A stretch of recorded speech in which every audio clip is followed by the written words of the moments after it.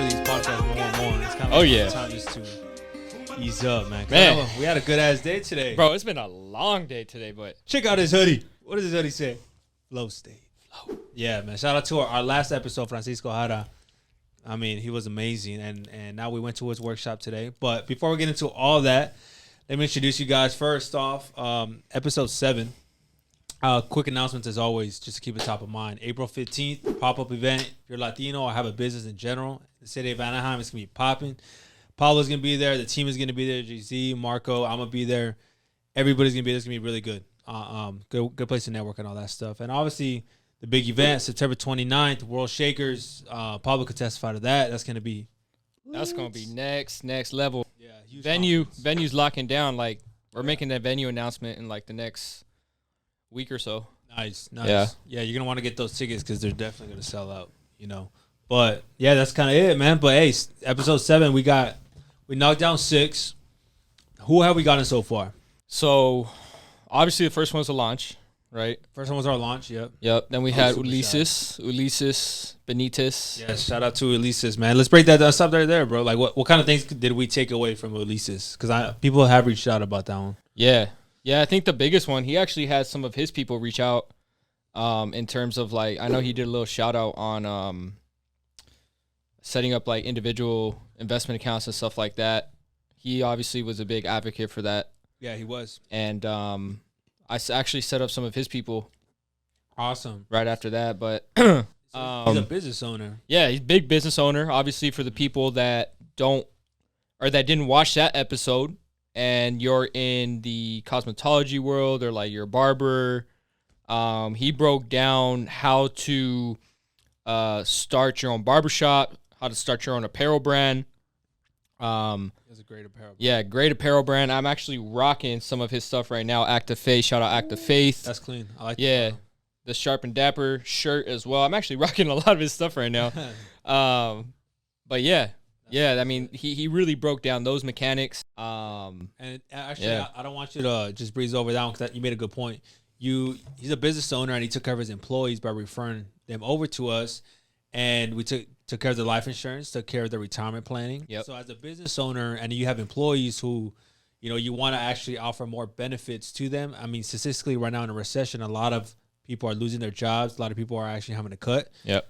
And a lot of people are quitting, so maybe a good way to retain some employees is offer them some of the services. Heighten the benefits. Heighten the benefits. And I think even as, like, for example, in his scenario, they are independent employees, right? So being independent employees, self-employed, right, it's really important that as self-employed employees, you take your own savings plan. You have to create your own savings plans. We don't got one. Right? Yeah. So if you don't have one, that's obviously where we could kind of go in and talk a little bit more. But, shout out to the young barbers, the young entrepreneurs that are taking matters into their own hands and,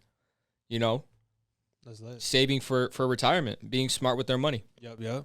All right. And then episode number 3 was Leo. Yeah, taxes. That was a fire podcast. That was great. Just talked to him actually today. It was his birthday yesterday. Yeah, that's right. Yeah, shout out Leo. Yep. Yeah, top takeaway from Leo, I could say that people already reached out as well, is the home deduction, the home-based business. So you could, if it's your primary residence, you could use a portion of that to deduct as long as you're building in a business out of it. So I have a client, real life example. She's using her room as an office space that she's using as a deduction because she runs a tour company. So she used a deductible that is income producing, and now she's able to deduct the car, deduct parts of the equipment that she's using in the office, and then parts of the room as well. Yeah. So she's making money both ways. Bro, and was that somebody that sat down with Leo as well? Yeah, that client? Yeah, she spoke with Leo, and I actually have my other friend sitting down with Leo as well because she's a nurse and she wants to start up a business, get into the aesthetics of it. Okay, that's actually really big. I want to ask you a question on that because there's a lot of nurses, right? Yeah. Because you're a travel nurse as well, right? So nurses, yes. Shout out all the nurses because I know we have a big demographic of them that are watching the podcast. A lot of them been reaching out. Yeah. Question for you on that, bro, because what are some of the things what are some of the conversations you're having with nurses in terms of like retirement, in terms of like setting up their their corporations and stuff like that? Yeah, great question, bro. Great question. So there's two types of nurses really. Like most of the conversations I've been having lately has been, hey, are you tired of your job? Many of them are. And many times all they're really doing is saving up for their 401k. And, you know, they work really hard, man. They work 12-hour shifts, and many times they have kids or they got other responsibilities. So the last thing really on their mind is saving and investing, right? Many times we put a lot of faith into the company to take care of us, but in reality, they really don't. Yep. Right. So like, I mean, I won't get all into it, but many of the conversation I'm having is like retirement planning, because we don't want to be at bedside like at 60 years old, 70 years old. Right. Yeah. We want to be able to have other options to fund our retirement, and that's Right. kind of the conversations I'm having. Yeah. That's strong. Yeah, that's what's up. And I think that a lot of nurses definitely took a lot from that episode with Leo. Yeah. So Oh yeah, they did. Yeah. That was Especially when good it comes to like setting up your LLC, your S corp, C corp, how that stuff is taxed. I know we had a little clip go viral actually. Yeah, I think it was actually that one, the LLC, S corp, C corp one. 3,000 view. Yeah, that was actually pretty cool. Like in a day. Yeah. That was awesome. Okay, episode number 4. Episode 4 with man. My man. Yeah. Nah, that one was dope because we have a lot of entrepreneurs, obviously, Latino entrepreneurs, entrepreneurs in general, but with episode 4 with your social media guy, Jose went off. Oh my God. You know, he dropped a lot of gems in terms of like how to run ads, what times to post. I know that's something that you've been implementing. Yes. How content is really kind of evolving, right? How to grab attention. There was so many gems on episode 4 with Jose that I know a bunch of people are taking value from that. Yeah. I know a lot of the agents here at TFA definitely like, we got some good feedback as already. Well. Yeah, already, man. And even the mastermind behind it, I think you did a great job saying how to hire a content creator. Like you want to hire someone who knows the business. And man, talking to Jose, like crazy, bro. Like his mastermind is, what do you call him, bro? I call him the GOAT. I call him the GOAT. You calling him LeBron or what? Yeah, I mean, dang, bro. I mean, he's on fire, bro. He's a beast. I'm actually going out to San Diego tomorrow. Oh, sick. And we're gonna be linking up to do some content and some stuff like that. So yeah, no, that's gonna be a good one. Yeah.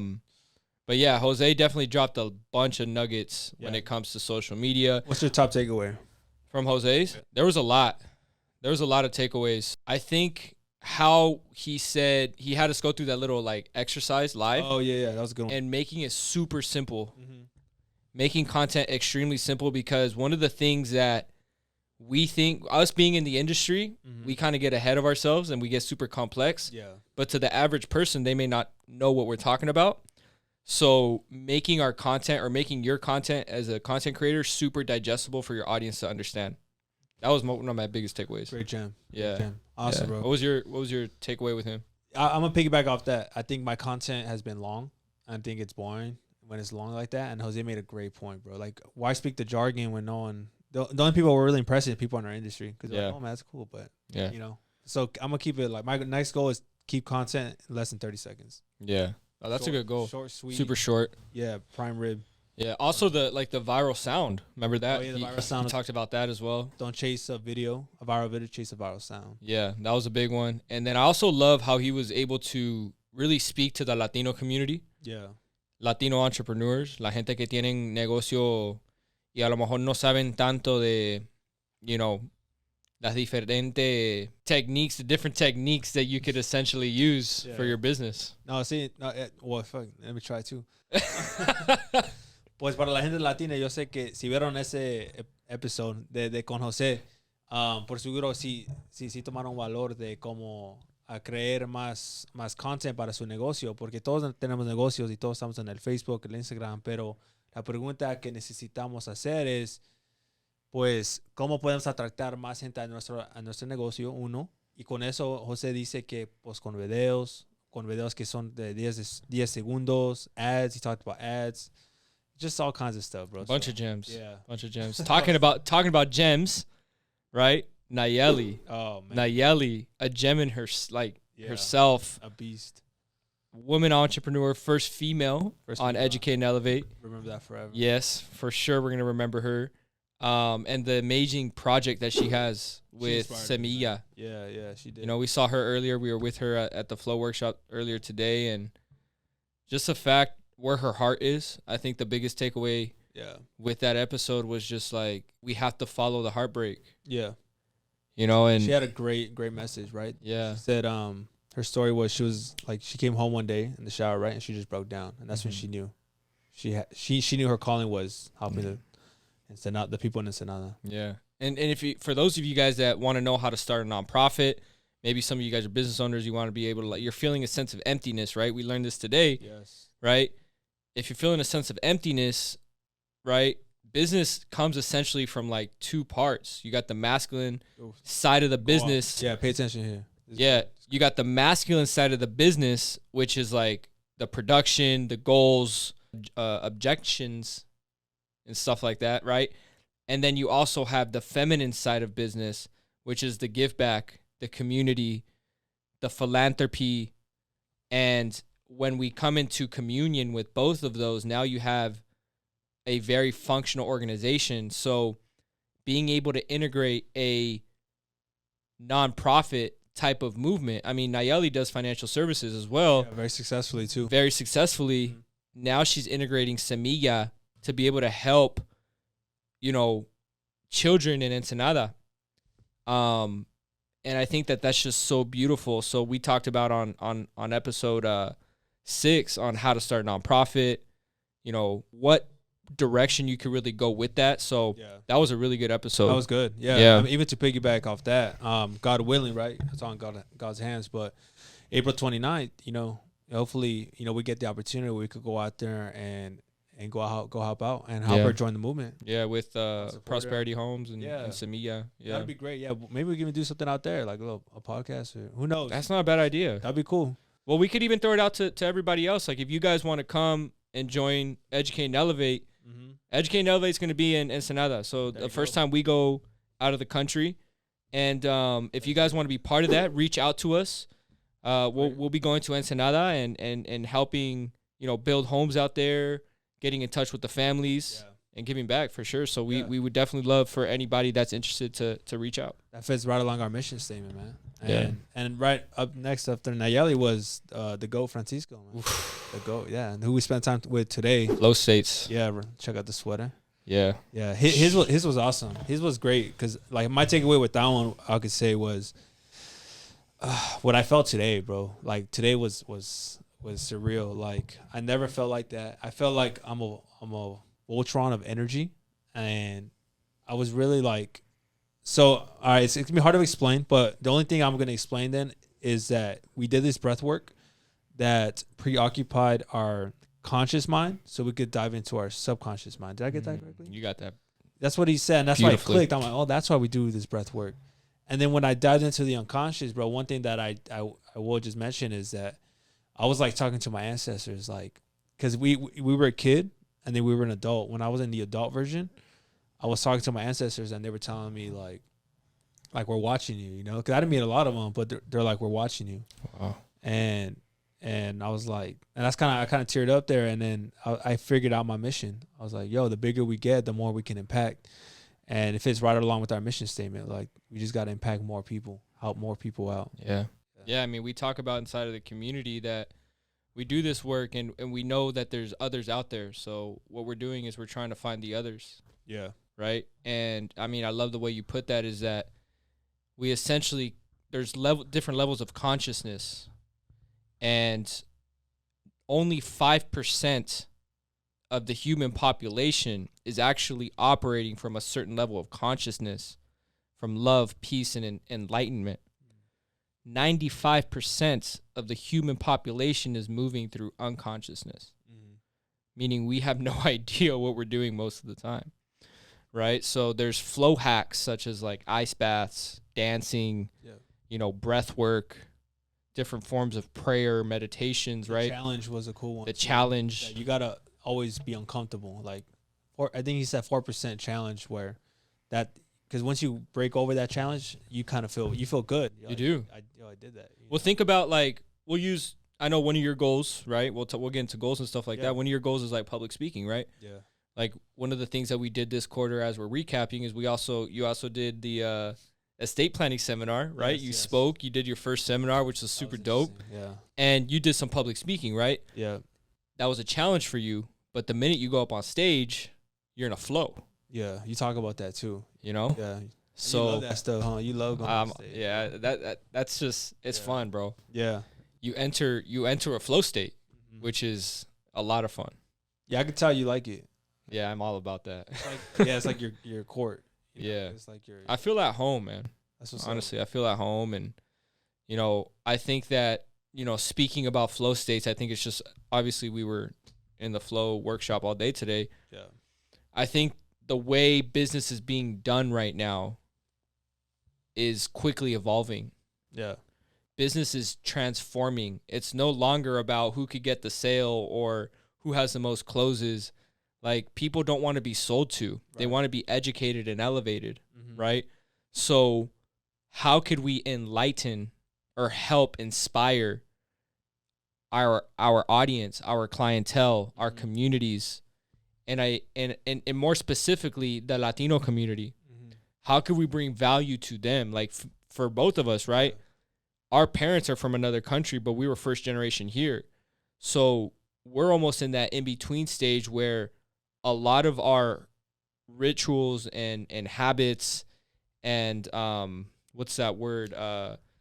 Traditions are from another country, but we're also learning here, right? So how could we now evolve? And I think that, what Frank and Annabelle and Jose did today with Giving Business Soul, like, the way business is being done, they're really onto something. They really are, yeah. They really are onto something, is waking up the world of business, right?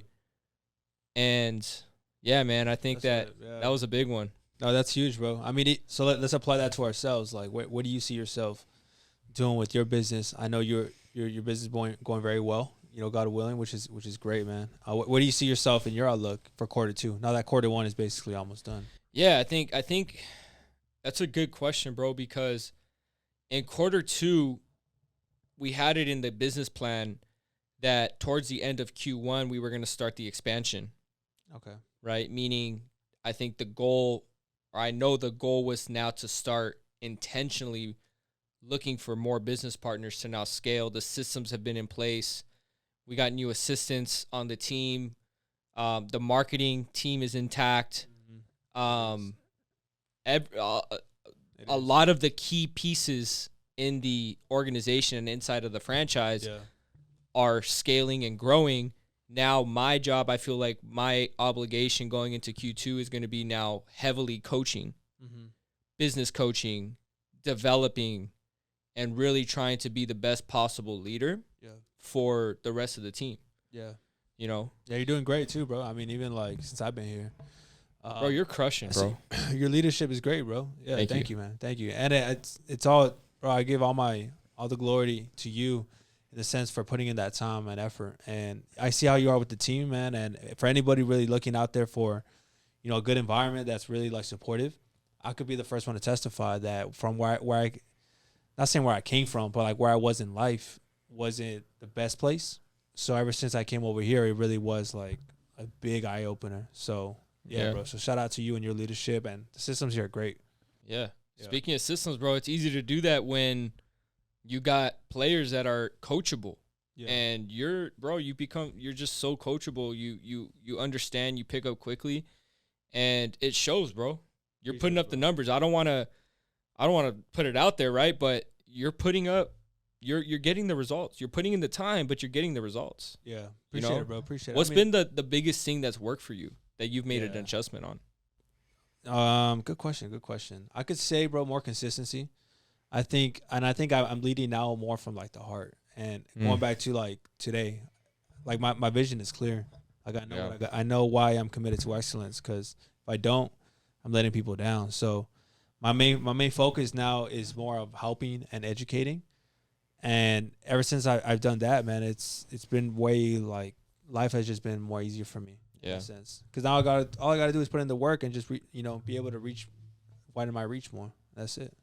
Yeah, it's all about widening that reach, and I think that's what business is about, is scaling. Yeah. Right, widening the reach.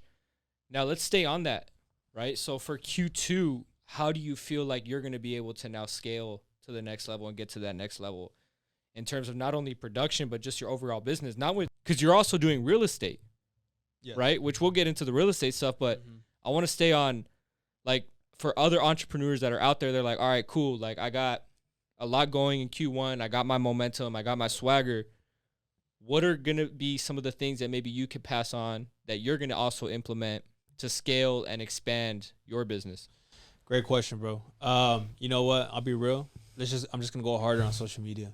I'm going to go way hard on social media. Like, I was evaluating just overall because it's the end of the quarter. I think hard on social media. I'm hiring an assistant right now to help me. That was advice that you were giving me as well, to be able to delegate. Therefore, we could, go out to more events, do more things where we could actually network with people. So I'm hiring an assistant. So I'm hiring staff. And then I'm also going to go harder on content and then more effective strategies to leverage my time. So public speaking as well. So top 3 goals. That way I could help more people, bro, in general. Like, that's just going to widen my reach. That's what's up, man. Yeah, I think bro, I mean, everything that you've implemented is like touching it turns into gold, man. You're giving the formula, bro. Like, I was looking at your videos yesterday. The one I sent you. I was like, bro, I didn't want the Rockefeller one. You want, bro, go on his page. It's like the first reel. It's got like 120,000 views on the. I was like, damn, this man went viral. You know that video actually got stolen too. No way. Someone jacked my video. Homeboy posted it on his page, and it went viral on his page. But it's your face and stuff? It's my entire video. Oh. Like, it's me. It's the exact. I don't know how he ripped it off my page. Yeah. But he like screen recorded it. I don't know how he did it. Yeah, you can screen record. Yeah, damn. But yeah, he took it, and I messaged him. I was like, hey, bro. At least tag me. I know. He didn't even tag me. Someone else sent it to me. He's like, hey, bro, like this guy, like, and he's verified and everything. So I was like, oh, that's cool. Yeah. Whatever. That's lit, bro. And then ever since, little nugget though. Yeah. Little nugget that I think you should be doing too. Uh-huh. Because imagine one of your videos goes viral. Okay. Right? So I actually started doing this. You put I put my username on the bottom. I watermarked it. So in case someone tries to steal my video. Yeah. Pop is there. Yeah. My IG is going to be there. Yeah. Smart man. So I did that after the Rockefeller video thing happened, and I made that little adjustment. So if you're making content, watermark your stuff. That's a huge nugget. Yeah. Okay. Sick, bro. Yeah. Something I learned in Q1.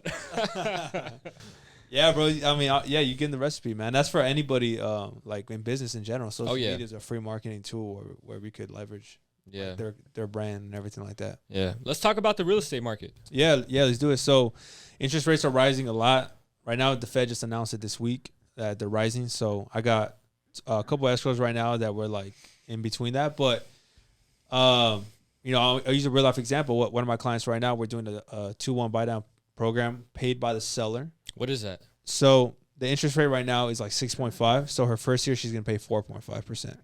So that drops her interest rate at least by like $500 for the first year. The second year goes up to 5.5. Third year goes up to 6.5. Now, in that time, if the interest rates drop at any time where it makes it more appealing for her to actually refinance, she could refinance. She's not locked in. And it's not a variable. It stays at 6.5.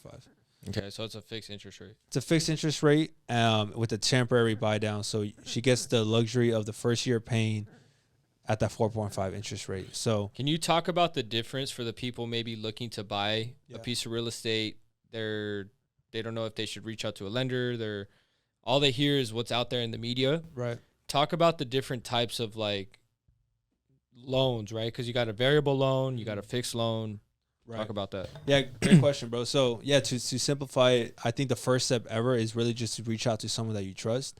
Reach out to a real estate agent that you could trust to and talk to about this stuff, because you also want to be able to compare and have people compete for your business. But to answer your question for the loan, variable it's kind of like the way your money grows. But variable, it goes up, it goes down. You always want a fixed interest rate. There's a lot of down payment assistance programs, but they're not guaranteed and they're not free. You're always going to pay it back. So, the first step always, though, is honestly, I mean, you could reach out to me, you could reach out to your local real estate agent and ask them to go through the programs with you. And it's always good to go and compare multiple lenders. That way they could see who's going to give you the best rate, the best closing cost, and offer the best service for you. That's a nugget right there. So if you're looking to buy a home, he won't say it, but I will reach out to Armando because Look, I'll be honest with you. I'm in here with him. We're in the office. We're in the studios. We're doing things. This guy will go the extra mile for you. I've heard him on the phone, speaking with the lenders, speaking with the other listing agents, speaking with the clients themselves. He is doing the work and he's putting in that overtime. So Appreciate it, bro. I think I bought many properties. You know, I have investment properties. I bought my own personal properties. Yeah. And I think the thing that I've always liked is working with an agent that's going to be present and that's going to be there, pick up the phone call, facilitate the process for me. And I could tell just by being in your circle of influence, bro, like you're doing that. Yeah, you're going above and beyond. Facilitating the process is huge because many times when the lender's speaking to a client, the client may not feel as comfortable or even understand. So many times I'm having to call my client and then, you know, explain to her, and she has it goes more than the job description. But yeah, like on Monday we're gonna go renovate the house that she hasn't even closed on, but we're gonna start the process of quotes, and I'm helping her because I have a connection of people who could renovate homes and stuff like that. So Nice. Any other scenarios that you've came across with clients this past quarter, that any client testimonials or like client scenarios that you think were nuggets? Yeah, great question, bro. I would say the first one was the buy down. So anybody who's like worried about the interest rates, there's always a bunch of times for seller's credit. We just opened up an escrow in Hesperia. Congrats. Is for, thank you, bro. That one's for under asking price, and we most likely are going to ask for credit as well, because you can. This is the time. So you pick your poison. You know, which one do you want? Nice. So yeah, that's a good one. What about you? What was there? You got one? Yeah, I mean, I do have a big one though. We were talking about it earlier this week. Actually, it's a little unfortunate, but I think it's a big eye opener. So please pay attention to this story that I'm about to tell you. I sat down with a real estate investor in Q4 of last year. Young individual, probably about our age, has multiple properties, has a business, married, has kids. And, you know, we were talking about life insurance options, and you know, one of the biggest nuggets inside of these modern life insurance policies is that they have a living benefits component, which protects your income in the case of a terminal, chronic, critical illness or injury. And, you know, kind of push it to the side, like, unfortunately, like a lot of people probably do sometimes. Right. Don't really make it the priority. Mm-hmm. Hey, bro, I don't need it. I'd rather invest my money somewhere else. Awesome. Unfortunately, earlier this week, we find out that, you know, he's suffered a very bad accident abroad. And, you know, it's unfortunate. Now he has a GoFundMe account when in reality the life insurance actually would have been right there for him. Yeah. Now he's struggling to pay medical expenses. And, you know, I hate to be a Debbie Downer, but that's just the unfortunate truth. And I'd rather share that story with our audience because it's real life. Things could happen, right? So it's like, you know, imagine if you would have paid a couple $100 a month just for a life insurance policy, right? And he would have been protected essentially with the living benefits. So essentially, like if something happens, then what the insurance company pays out? Like, you would explain that? Yeah. So, I mean, you know, we have living benefits with the majority of our life insurance policies, depending on the life insurance policy, and you have a terminal illness rider, a chronic illness rider, a critical illness rider, and a critical injury rider. So the injury and the chronic illness would have been something that would have covered him. Right. So he would have qualified for sure because he like fractured a lot of bones in his body. Yeah. And he was in a coma for a little bit. You know, severe injuries, critical injuries, and lost the ability to bathe himself, walk, transfer himself, right? So he would have activated those riders right away. Yeah. And what these living benefits do is that they, in the case of one of those illnesses or injuries happening to you, the life insurance policy will pay you out a benefit, right? So basically accelerate the death benefit, right? It'll accelerate the death benefit. So it'll essentially, we market it as income protection. What are some ways, real quick, that you could access the death benefit while you're living in life insurance in general? Yeah. So, well, through the accelerated death benefit is living benefits, Okay. right? So that's essentially a way that you could tap into the death benefit, Right. accelerated through the form of living benefits, right? So you want to make sure that your policy has living benefits, full living benefits. Also, to piggyback off of that, you have modern life insurance and then you have traditional life insurance. A lot of old life insurance policies do not have full living benefits. It's mostly just terminal, right? It's like mainly cancer, terminal illness, right? Yeah. So you want to make sure you reach out to your life insurance agent, or you can reach out to us and we could do a free policy review to make sure that your traditional life insurance is converted into a modern life insurance policy with full living benefits. Because why? Why do we say we're financial strategists? Well, let's use this client as an example, right? Or this individual. He's going through financial problems now. Right. He has a GoFundMe account. Right. So would it have been smart to have a life insurance policy with income protection? 100%. Right.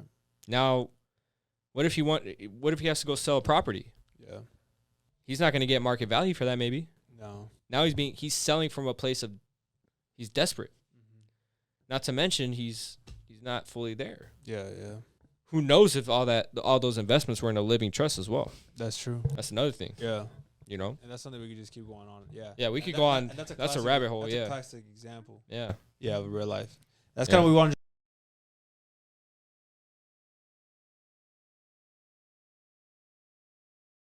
sit down with a lot of people all the time. Yeah. This is just for one of many. Yeah. But hey, man, that's a good recap.